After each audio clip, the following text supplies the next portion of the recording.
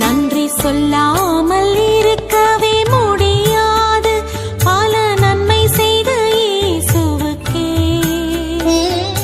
நன்றி நன்றி நன்றி என்று சொல்லி நான் துதிப்பேன் நாள்தோறும்.